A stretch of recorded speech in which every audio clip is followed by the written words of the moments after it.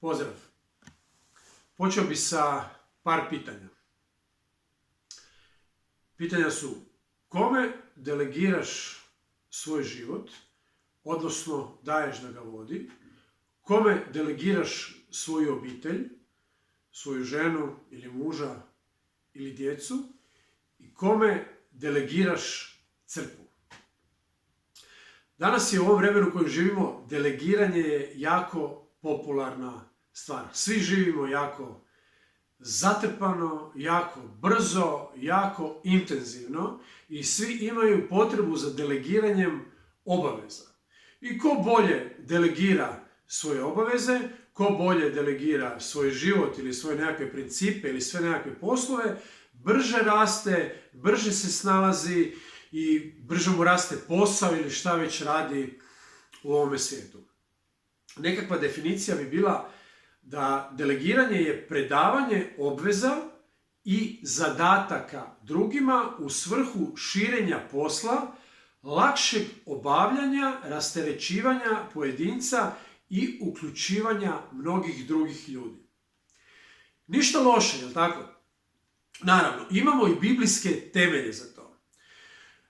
Naprimjer, Mojsije i u svojoj preopterećenosti, kada je delegirao obaveze na 70 starješina, koji su onda rješavali probleme drugih ljudi, da bi se Mojsije bavio s onim s čim se treba baviti, sa vođenjem naroda, sa Božjom prisutnošću. Ili Isusa, koji je opremivši svojih 12 učenika, ispunivši ih duhom i kad ih je naučio ono što ih je trebalo, onda im je delegirao svoj posao propovjedanja evanđelja, istjerivanja demona i iscjeljivanja ljudi. Da krenem sa prvom stvari koju mislim. Da krenemo od crkve. Naprimjer, delegiranje molitvenog sastanka. Molitveni sastanak, po mojem mišljenju, uz sastanak propovjedanja Božje riječi je najbitnija stvar crkve. To je srce crkve. Molitveni sastanak je mjesto gdje se oslobađa njegova prisutnost, gdje se ljudi ispunjavaju duhom, obnavljaju se ljudi, otvara se nebo, Božja prisutnost dolazi na crkvu. To je mjesto gdje se dobivaju, pod navodnicima, oči za crkvu i za ljude da bi znali kuda idu. I uglavnom taj sastanak je jednom tjedno i onda ga mi delegiramo. Koju poruku dajemo kroz to? Dajemo poruku, to nije bitno. Prije 17-18 godina, kao mladi vjernik, znao sam otići u Ilicu 200 u kuću obitelji Ilen, kod bake Olge, razgovarati s njom, moliti s njom. Stari vjernici će znati kakva je to obitelj, koja je to obitelj, koji su to pioniri. Naša sestra Estera i dan danas je aktivna u Božjem kraljevstvu, u distribuciji knjiga i putova života.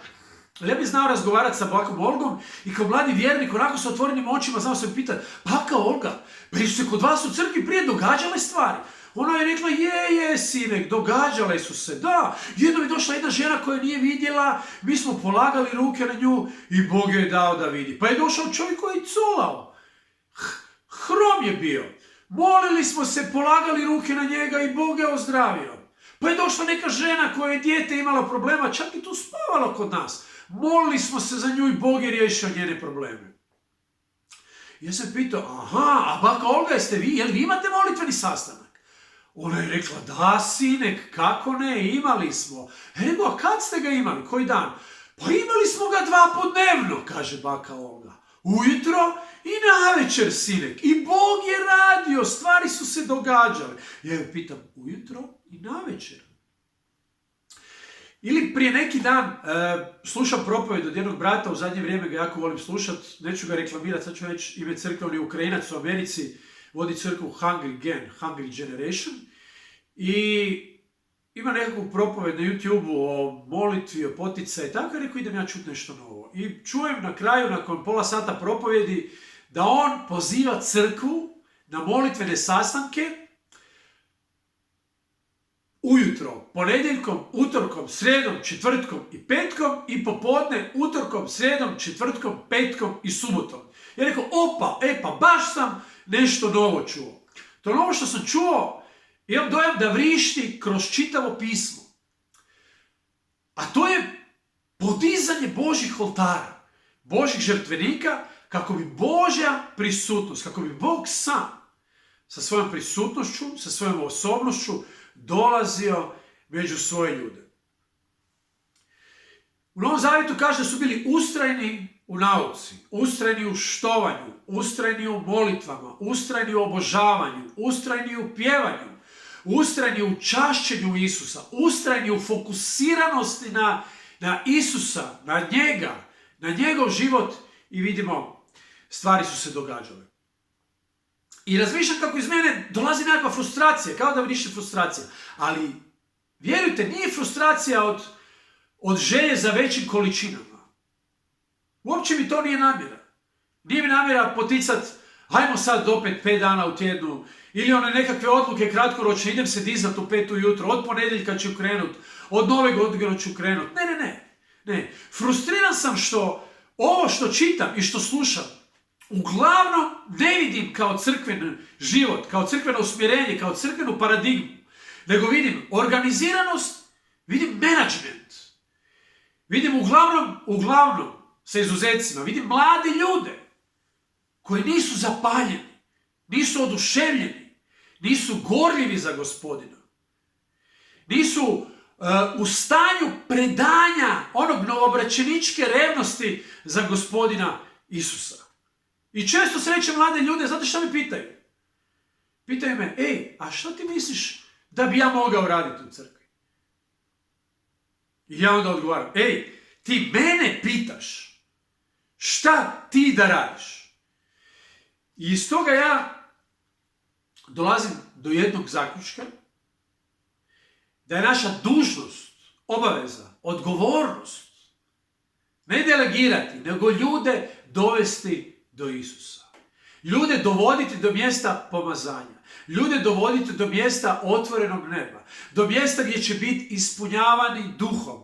Opet i opet i opet. Do mjesta gdje će biti gladni Božje riječi. Gdje će Bog probuditi njihovu glad za Božjom prisutnošću. Za njegovom riječu. Gdje će probuditi glad da budu fokusirani. Zagledani u njega.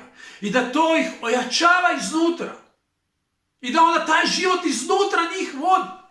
Da nemaju potrebu da izvana budu vođeni, nego da iznutra budu vođeni. Ili hodam onda po crkvama i čujem ljude, čujem jednu rečenicu koja ona mene žulja često. Razgovaram o tome ko što radi, pa kaže, gle, ja sam jednostavno otvoren da radim sve što treba. Ja kažem, hvala Bogu, kad je mladi vjernik. Ali kad si 15 godina u crkvi, i onda šta treba u crkvi? Znate šta treba u crkvi? Treba svašta u crkvi. I onda mene pitaš šta treba. I ja ti kažem, ja ću 100% pogriješiti da tebi kažem što treba. Znaš zašto? Zato što ću 100% pogriješiti za sebe šta treba. Ukoliko moj život nije potpuno biblijski predan, da kažem ružnije ili ljepše, spržen, zapaljen na Božjem žrtveniku i na Božjem oltaru, da bi mogao jasno čuti onda šta treba. David kroz psalme viče, čeka duša moja Gospodina. Čeka ga, čeka. Znate gdje ga čeka? Čeka ga u mjestu Božje prisutnosti. Mjestu Božjeg žrtvenika, fokusiranosti na njega.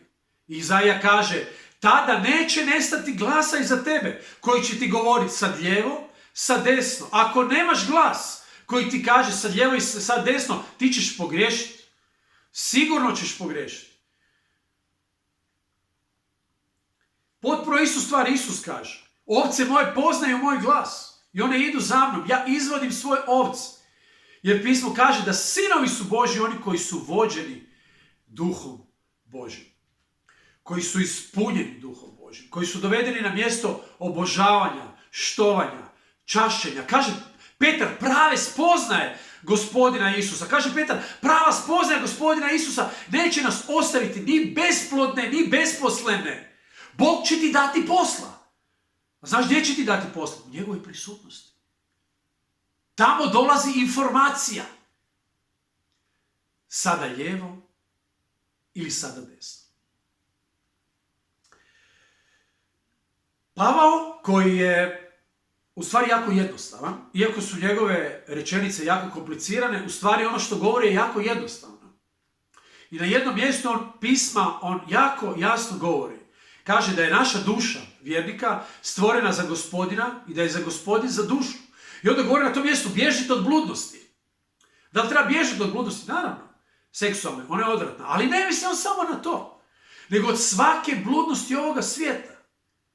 I vjernik koji bježi od bludnosti i koji se fokusira u Gospodina, u njegovu prisutnost, u vrijeme čežnje za njim, fokusiranosti, obožavanja njega, slavljenja njega, Božji duh će te odvojiti od ljubavi prema ovome svijetu. I ne samo to, nego Božji duh će te ispuniti. Božji duh će te ispuniti svojom ljubavlju, koju onda on će ti dati za ljude u ovom svijetu. Da tim ljudima možeš donositi poruku evanđelja, da je možeš služiti nesebično i da možeš čuti njihove potrebe. Ja kao vjernik imam obavezu čuvanja njegove prisutnosti. Obavezu. Stvarno to mislim. I to mi je biblijska stvar. I to je obaveza koja dolazi iz intime, iz odnosa s Isusom. Jer mi smo njegovi. Mi smo potpuno njegovi. I Stari zavjet naučava ovako. Stari zavjet naučava da, kaže, vatra na žrtveniku neka stalno gori.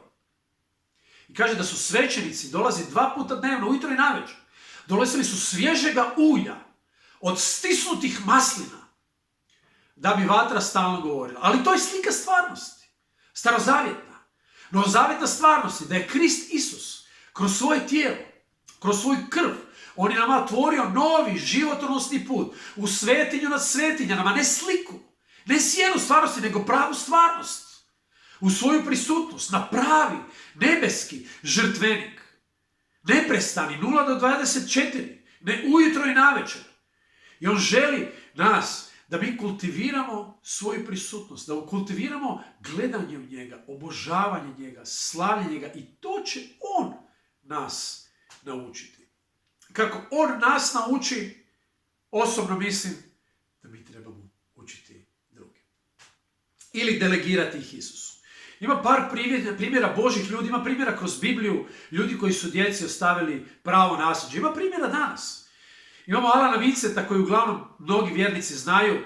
Čovjek je apostol, 1000 crkava je ostavio za sebe. Slušao sam ga kao starca, pun je vatre bio iz života.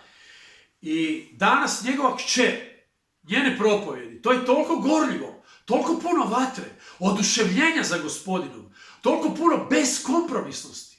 Ta žena je nekoga gledala. Ili imamo Bilija Grahama koji je punio stadione 100.000 ljudi. Probuđenja su se događala, mnogi ljudi su bili zahvaćeni za Krist. Danas njegov sin je nastavio istu priču koju je on radio. Istu službu. Vjerovatno zato što su ti sinovi postavili isto pitanje kao Isusovi sinovi, odnosno apostoli njegovi, koji su gledali njegov život, koji je bio prebogat svjedočanstvima, prebogat iscjeljenjima, čudesima, ali život koji se odvajao, koji je gledao u nešto nevidljivo, koji je gledao i slavio nešto što oni nisu vidjeli. I oni su postavili pitanje, Gospodine, nauči nas moliti. Ja želim da mene moja djeca postave to pitanje. Ja želim da vjernici u crkvi, nas, da nam postavljaju to pitanje. Ej, nauči me to. Nauči me to. Obaveza i odgovornost. I djeci da proviđaju roditelji. Znači da proviđaju kruh, ali da proviđaju i kruh nebeski. Da im proviđaju riječ.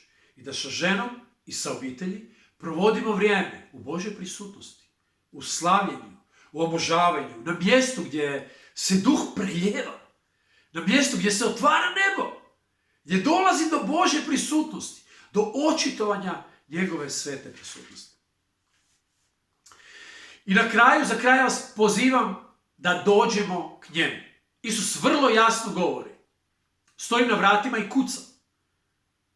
Ko otvori, ja ću ući i večerati s njim i on sa mnom. Mi otvaramo vrata, a on je na vratima tvog srca, tvoje obitelji, tvoje crkve. Ti otvaraš vrata. I možda se vraćamo u nešto u čemu smo već bili, mjesto intime i Božje prisutnosti.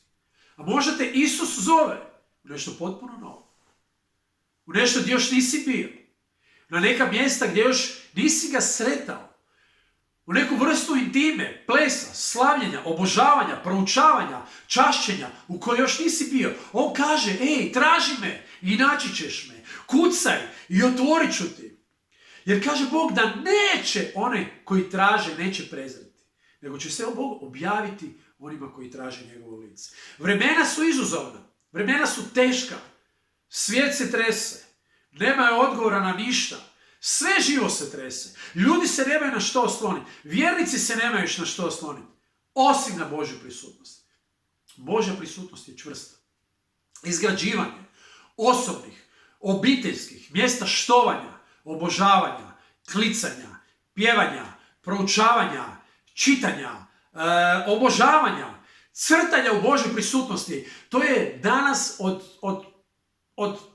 imperativ. To je najveća važnost. Izgrađivanje i kultiviranje takvih mjesta. Ono što vjerujem, da će nam u ovim posljednjim vremenima njegova prisutnost za preživljavanje biti neophodna. Isus hoće da kultiviramo njegovu prisutnost, da ju gajimo. Isus hoće da izgrađujemo u njoj jedni druge i potpuno sam uvjeren da će njegova prisutnost i njegov duh biti dovoljni da vode crkvu u ovim posljednjim